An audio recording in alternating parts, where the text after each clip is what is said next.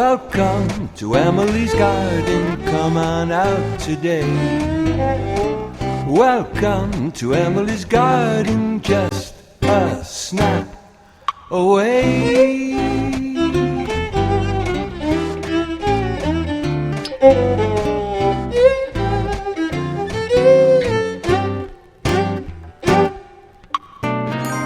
In this place, life is celebrated. It's the place where dreams are cultivated. Welcome to Emily's garden, just a snap away.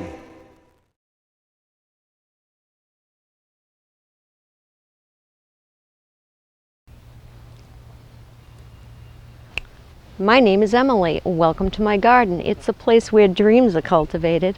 I have a great show planned for you today. You see, it's a lavender season, full bloom and ready for the cutting. And I have cut some. Meet me in my backyard. I'll show you how to make one of these.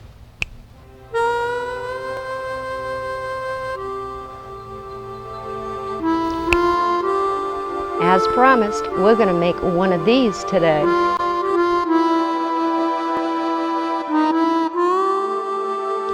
I was already able to make two large, and we're going to make the second of another small one. For this project, and it is a hot summer's day, I'm going to do this one sitting down. Why, you ask? Because the lavender, as we work it, will naturally drop some of the petals, and I don't want to lose those. You can easily make potpourri with the petals that fall from bundles as you weave the wreath. So be sure to work on a tray. Simply collect them after you finish. Place them in a jar and add a fixative to fix the scent. You can purchase a variety of dry herbal fixatives at a health food store or herb farm. I usually use orris root. Sachets make great little Christmas presents using the potpourri mix as a filler. You're going to start with just a round frame like this, and as you can see, all I've done was bent a coat hanger to a circular shape. Cover that with moss, and I have neat little bundles here. Start to stack. The variety of lavender I grow is appropriately named Phenomenal. It is fragrant with a long flowering season, thriving in both hot and cold climates. It is necessary to prune all lavenders annually to promote more flowers. The most important rule of pruning all lavender is to not cut back into the woody base of the plant. Preferably, prune the top third of growth of Phenomenal in spring. Start weaving the wreath with prepared lavender bundles. Cut off the rubber bands, fan out the lavender, and lay out on a ring in a staggered pattern, wrapping securely in place with wire as you work the frame.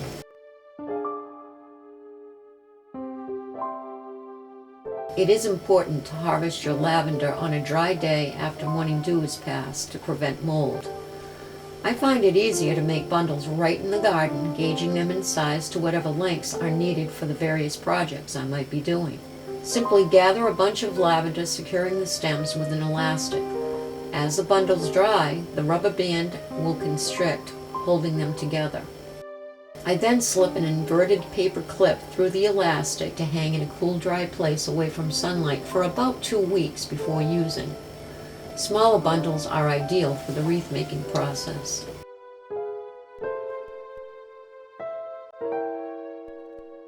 This hardy variety of lavender is an easy plant to grow, and with the right care can live up to 15 years. It does best in soil that is somewhat sandy and low in nutrients. Roots do not like to be in damp soil, therefore it does not grow well in clay. Also, avoid soil that is too rich in compost. Do not enrich with fertilizer or moisture-retaining agents. Lavender needs very little water. I had a friend that just came back from France, and you know who you are, Elaine. She was able to see the lavender fields in bloom. I grow my lavender crop in easily controlled raised beds in staggered rows. As you can see, Phenomenal is a fairly large variety of lavender reaching a height of 32 inches and a width of 30 inches once fully grown, depending on climate and growing conditions.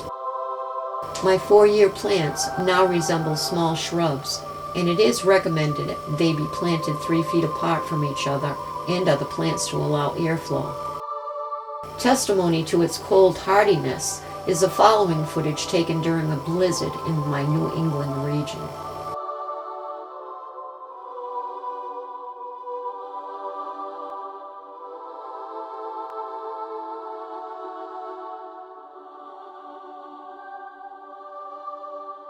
I use the byproduct of the stems that grow from Phenomenal Lavender to make smudge sticks, or, in my case, because the stems are so long, in fact 12 to 18 inches, I make smudge wands with them to use in smudging rituals.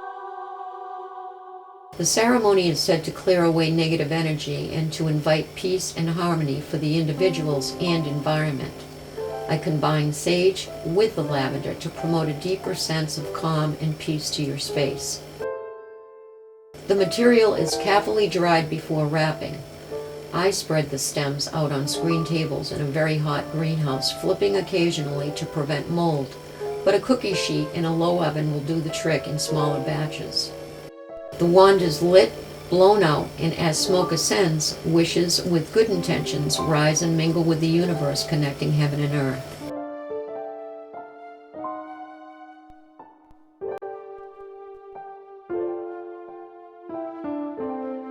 The wands are exceptionally long and may be used several times until the length is burned down, but should never be left unattended. The material is very dry and will continue to burn, so caution should be taken to extinguish. I dip the bundle into a small container of sand, ensuring the lingering flame suffocates for safe use as I end the smudging ceremony for a safe experience.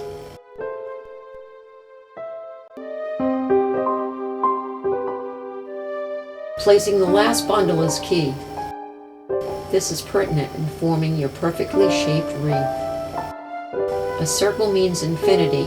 Within a circle, you see no beginning, you find no ending. And there you have it. I had a great time today. We part until we meet again. See you next time, here in Emily's garden.